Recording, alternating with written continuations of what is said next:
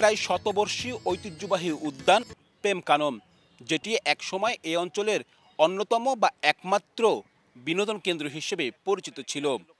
নতুন প্রজন্মের কাছে প্রেম কানন জায়গাটি অপরিচিত থাকলেও কিছুটা পুরনো মানুষদের কাছে এই কেন্দ্রটি খুবই পরিচিত বা জনপ্রিয় নাম।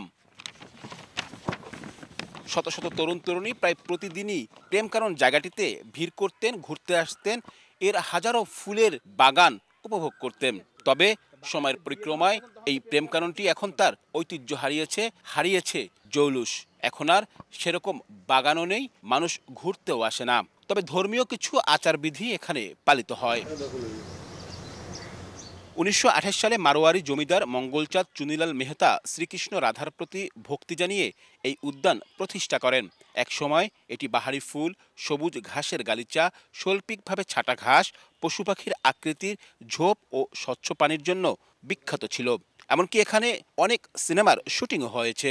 তবে দিনে দিনে জৌলুস হারিয়েছে এটি। বর্তমানে উদ্যানের প্রায় 80% এলাকা ঝোপঝাড়ে ঢাকা, হারিয়ে গেছে আগের সৌন্দর্য।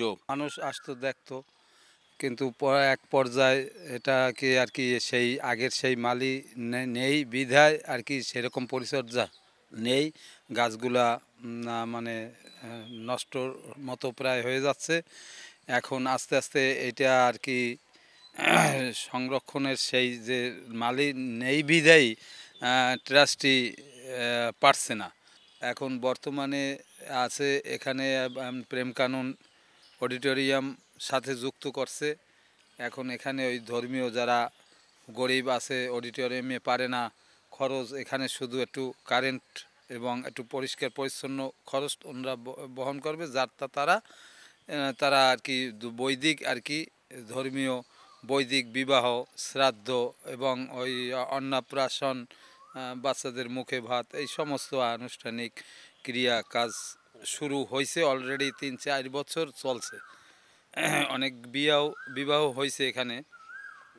এই অবস্থায় এখন চলছে। আর বর্তমানে এই প্রাচীর নতুন করে করা হচ্ছে, ওই যে পেরেক দেওয়া হচ্ছে ওয়ালের উপরে নিরাপত্তার জন্য পেরেক দেওয়া হচ্ছে, নতুন করে আবার সংস্কার করার চেষ্টা করতেছে।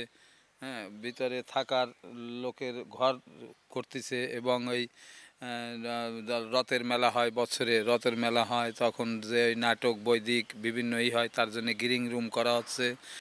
এই অঞ্চলের মানুষরা বলছেন সরকারি উদ্যোগে এই প্রেম কাননটিকে সংস্কার করা প্রয়োজন।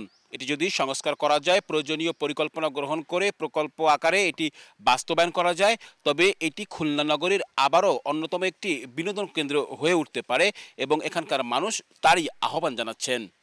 আব্দুল্লাহ আল মামুন রুবেল, সময় সংবাদ, খুলনা।